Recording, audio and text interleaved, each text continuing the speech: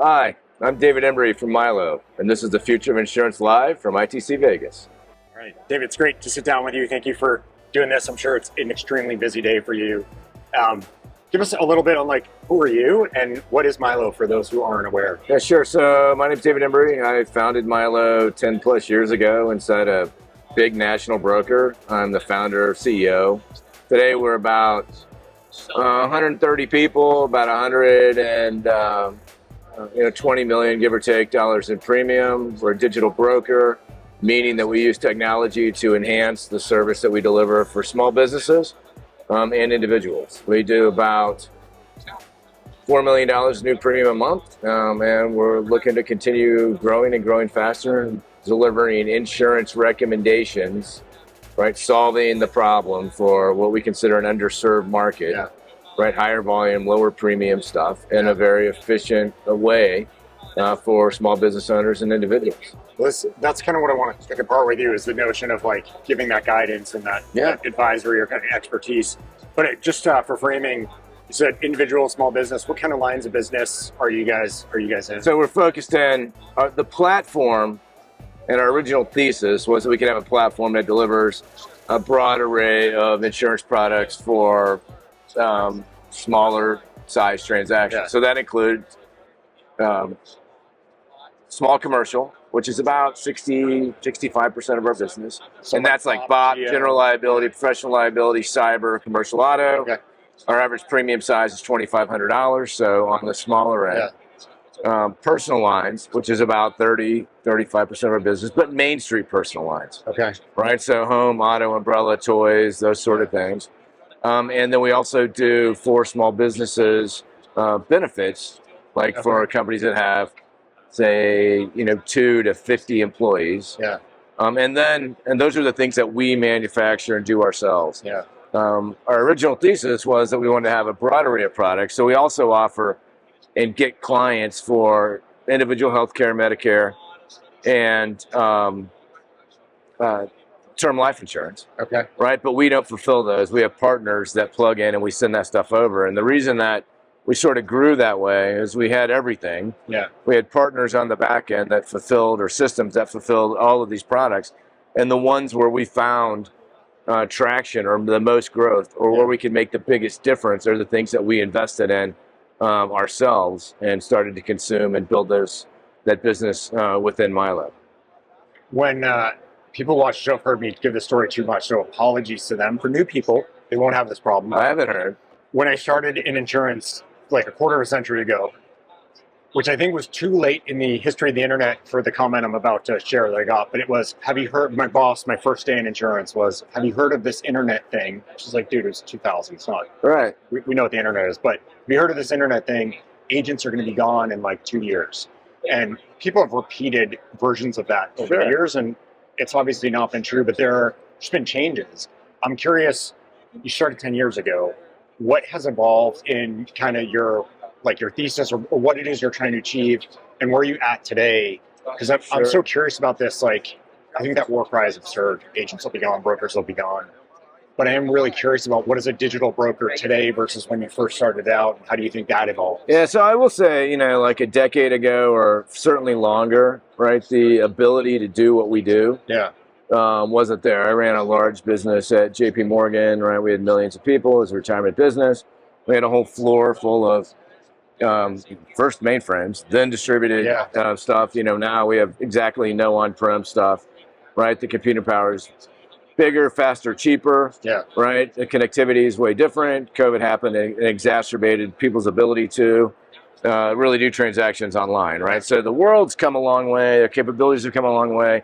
It's allowed us to be more digital. I think if you think about the insurance spectrum from this is super simple and this is complex. And on the super simple side, pet insurance, phone insurance, travel insurance, right? Those things can truly be easily digitized. Yeah. On the other end of the spectrum, lots of complexity, loss runs, property, et cetera. Those take somebody with a high level of expertise. Yeah. Right. If you think about what Mylo is trying to solve, it's between the really super simple stuff, but the lower end of the complexity thing. And so we believe that however the client wants to interact with us, we need to be able to deliver a recommendation in terms of what coverage you need based on your specific situation, what carriers have that appetite, and are you getting a fair value for that appetite?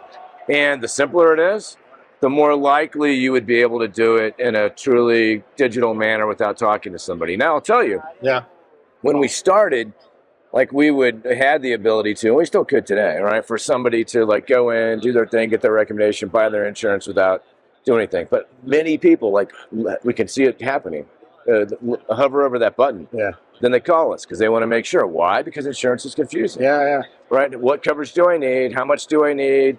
Like the best thing that can happen is you spend all of this money, right, protecting yourself from buying something you hope you never have to use. That's the best thing that can happen. So that's a long way of answering your question. I think on the very simple, above the pet life or pet travel phone insurance, like in this spectrum, like simple GL, some of that stuff, auto only, I think some of that will be more digitized. But as you move up, right, I think that the power of what we're doing, and we've got 50, 60 agents of our own that we drive volume to. The power of what we're doing is that it empowers the agent, right? You don't have to be a subject matter expert in everything. It's really hard to know all the personalized stuff and all the different types of commercial line stuff and what the carrier appetite is and all of the different places across the country and how it changes. Technology enhances that. And there will be some percentage of the population who, if they don't have to talk to somebody, they don't want to. But the recommendation engines and the experience should be consistent. But I'll end this by saying I don't think agents are going away in my lifetime. Right? Because I think people want that comfort. And what technology does is allows the agent to be more broad and more productive instead of, you come to me as a client, I've got to call 5 different carriers to see what they have. We can deliver that to them and let them deliver that to their client. So it's as much a platform for individuals who want to go through the process themselves as it is a way to empower agents, brokers who are trying to place risk. Ultimately, I think that's where we're going, right? Right now, today, like 99.9% of our stuff actually talks to an agent. Right? And I think you can see where people are sort of abandoning to the human in no the question. process. Right? Now, could we do, could we do more straight through online on the simple side of the stuff? But if you're talking about a broker or multiple carriers, multiple products, you can do auto only, but if you want to bundle home across carriers, like it's impossible. Right? If you want to add umbrella, like nobody does that. Right? And so until the world gets for us so that we can compare multiple things and you can get multiple products from different carriers in a way that's a good consumer experience, like I don't think that's going to be more than like single digits. Then I think, it'll go up, but I don't think it ever gets above, 15, 20% of everything that happens. And it stays on the lower end of the spectrum. Is it a question of like the AI or whatever the tools aren't good enough to supplant the agent today, but they could be down the road? Or do you think that the bar continues to move? I think it's really carrier like ability to do completely digital transactions, right? Broadly. Some carriers do for some products, not all products. Like, how do you bring that together? I think the recommendations, and we started with, AI is a new buzzword, but there's nothing new. It is a buzzword. Embedded is another buzzword. Right? We've been building algorithms, and now we're layering machine learning on it. It's getting smarter because, if you're one of our agents, I don't want you to be as good as our bad as our worst agent, as good as our best agent. You get a Mylo recommendation. So when you come in, we use technology to pre-fill information. We should already know whether that's from our embedded partner that sends it to us or from the world. And then we make a recommendation based on your set of circumstances, what coverage you need. Right? And then we understand on the other end what the carrier's appetite is. And we bring that into our system so our agents now consistently know what coverage you need, Mylo recommendation, what carrier that we want to send you to, carrier appetite, etc., Mylo recommendation. And the system's getting smarter and smarter and smarter, right? And, ultimately what AI allows us to do is, consistently keep up with the changes, etc., that are happening in the space, and not have to go in and adjust our algorithms all the time, etc., or make changes as different things happen, as different coverages are needed, as carrier appetites change. And then we can deliver that, whether somebody is on our website, on an embedded experience inside one of our partners' ecosystems online, talking to us, on an app. It's all the same. Yeah. Well, I was going to ask, you talk about appetite. Past 18 months or so, it's been incredibly fluid, trying to keep up with appetite shifts, markets people are pulling out of, geographies, lines of business, rate changes. Yeah. And it feels like for some carriers it's moved almost weekly. No new business. Yes, we're on for new business. Whatever. How do you build something that remains flexible enough to understand? Like, was that part of the conception from the start, recognizing that it's not like once a year we get a new appetite sheet and that's it? So it's really, it's multifaceted. One, we have experience because we're quoting like thousands of quotes a day. Yeah. So in real time, we know what happened. Yeah. Two, when somebody puts a moratorium in Florida because of hurricane, right? We can easily go into our system and just shut that off for everybody with one, click. And then as the systematic updates happen, we either do that manually or we get appetite APIs or appetite integration from carriers. So they don't return things for appetite that they don't have, but that automatically happens. And it's really all three of those things. And when I say that we have algorithm, et cetera, that's what's getting smarter. That's what's learning. And that's what's becoming more automated. So it's almost real. It's getting more toward real time. Yeah. Broadly.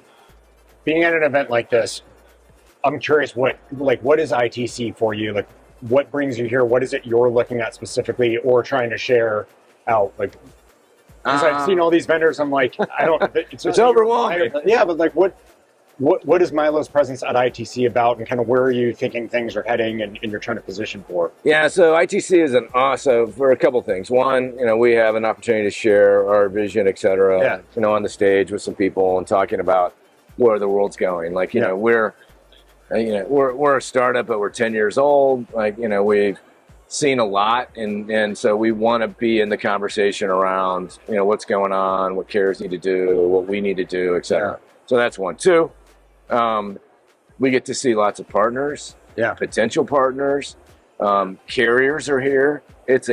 For us, it's a super effective way to have 25 meetings in 2.5 days.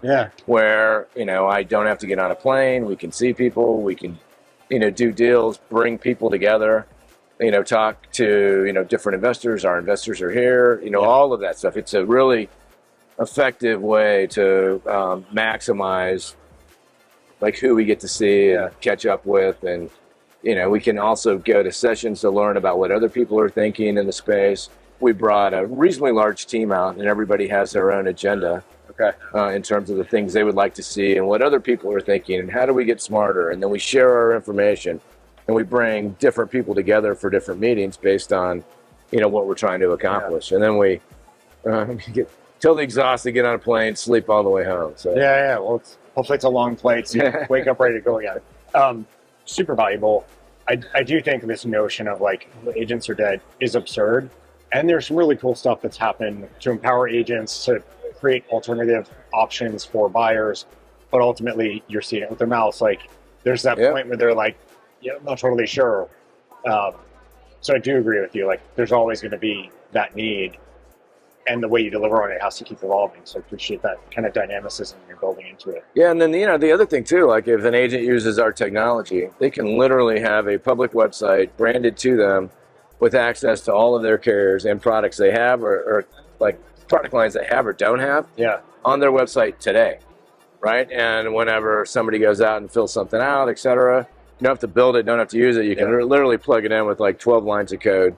It's like a feeder for them, right? So so we think it's an enabler for our core business, but also for other people that are trying to solve the same problem, whether it's small business inside a huge agency, right, or a national broker, or somebody that's got 2 employees and they want to have a broader solution set for their people. I'm a personal lines person, got a lot of clients.